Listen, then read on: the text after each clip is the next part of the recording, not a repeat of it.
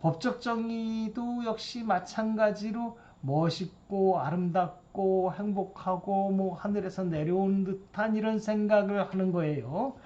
그러나 법적 정의를 논할 때에 이런 상상을 가지는 것은 굉장히 위험하다고 볼 수 있어요.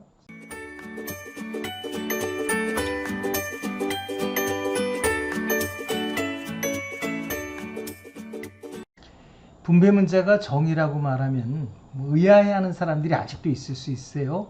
왜냐하면 일반적으로 사람들이 정의를 생각할 때 무엇인가 멋있고 추상적이고 아름답고 하늘이 베푸는 그리고 고상한 그 무엇이라고 상상하기 때문이에요. 사람들이 사회 속에서 일을 하고 분업하는 거죠. 그 생산물을 분배하는 것이 정의 문제라고 말하면은 왠지 정의에게 못된 짓을 하는 것 같아요. 좀 고상해야 되는데 현실의 지저분한 세상으로 끌려온 것 같단 말이에요. 정의 문제가 내가 먹고 자고 입고 살기 위한 문제고 분배받는 문제니까요. 문제라고 하면은 정의가 마치 천상에서 세속으로 속세로다가 끌려 내려온 듯한 느낌을 가질 수도 있다고요. 그런 상상과 느낌이 사실은 전혀 근거가 없는 건 아니에요. 왜냐하면 일상적으로 우리가 정의가 뭐냐라고 정의하면서 이야기할 때 그 정의 개념은 문맥에 따라서 다양하게 사용되는데 대부분 바람직하고 좋은 것으로 다 사용되기 때문이에요. 한번 볼까요? 어떤 경우에는 정의가 절대적이고 신성한 도덕 법칙을 의미하는 것으로 사용돼요. 진리에 맞는 올바른 도리, 바른 뜻, 또 개인 간의 올바른 도리 등으로 이 정의 개념이 사용된단 말이에요.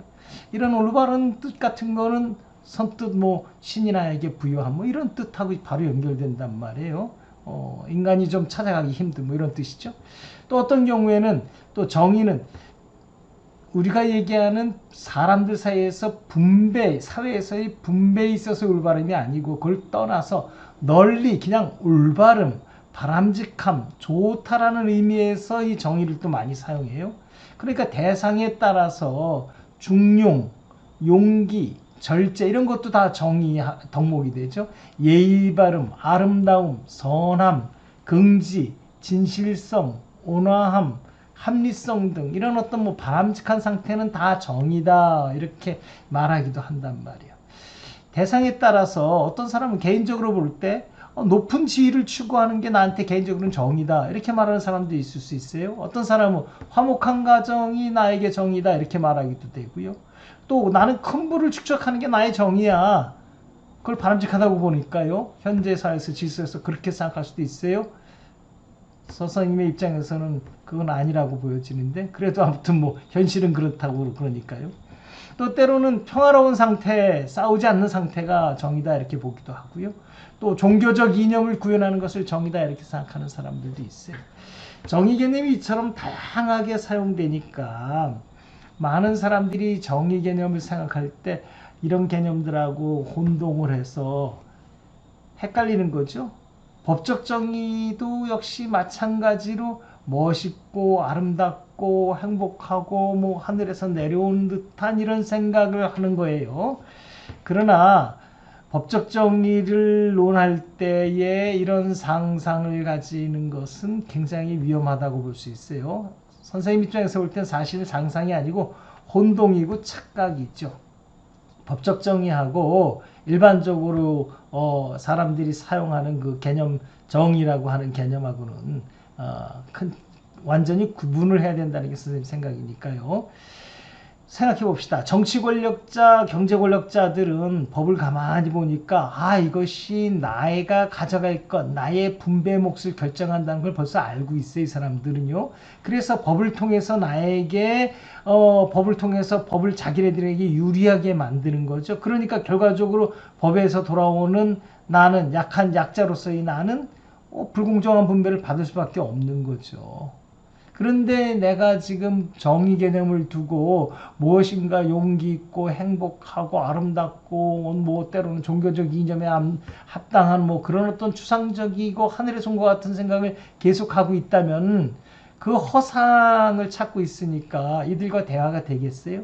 안 되죠. 안 되니까 결과적으로 이들이 원하는 대로, 이들은 자신들이 원하는 대로 법을 끌고 갈 거고요. 참 우리 그 보통 사람들은 좀 뭐랄까 손해보는 입장에 처할 수밖에 없다 이러는 거죠. 이런 현상은 입법 과정에서 종종 볼 수 있어요. 법률 개정안에 제한 이유가 붙어 있어요. 거기 보면은 대부분 장황하고 추상적인 말잔치가 들어가요. 모두에게 다 좋을 것 같다는 어떤 추상적인 정의의 허상을 갖게 만들기 참 좋아요. 계산을 못하게 해놓는단 말이에요. 그 문구를 보게 되면은 숫자가 들어가 있는 것이 아니라 문구로 들어가 있죠. 그러니까 이 설명을 들어보면 맞는 것 같기도 해요. 또 반대편 얘기를 들어보면 저것도 그럴듯해요. 좀 결론 없이 우왕좌왕 몇 번 생각하다 보면은 어느새 시간이 가서 법은 개정이 되고 그 법은 나의 몫을 결국 더 뺏어가는 도구로서 작동한단 말이에요.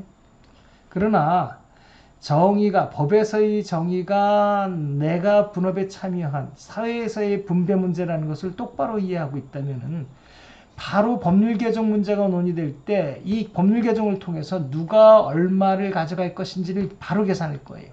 누가 어떤 불이익을 입을 것인지도 바로 계산한단 말이에요. 그래서 이 법률 개정이 개정됐을 때하고 개정되지 않았을 때하고를 비교해서 누가 더 이득을 보는지를 계산할 거예요. 그 계산 속에서 나의 것, 너의 것을 구분할 수 있고요. 그것을 통해서 그 계산을 바탕으로 상대방과 대화를 하는 거죠. 이게 민주주의예요.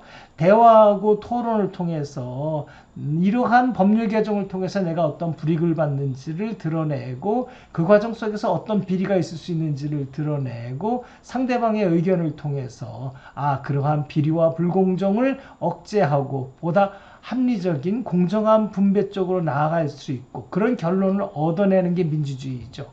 그 결과로서 나오는 법들이 합리적인 법이라고요. 그런 점에서 볼 때 국민들이 우리가 무엇을 할 것인지를 명확히 하는 것이 정의가 무엇인지를 명확히 아는 것이 먼저 첫 번째 일이라고 볼 수 있습니다.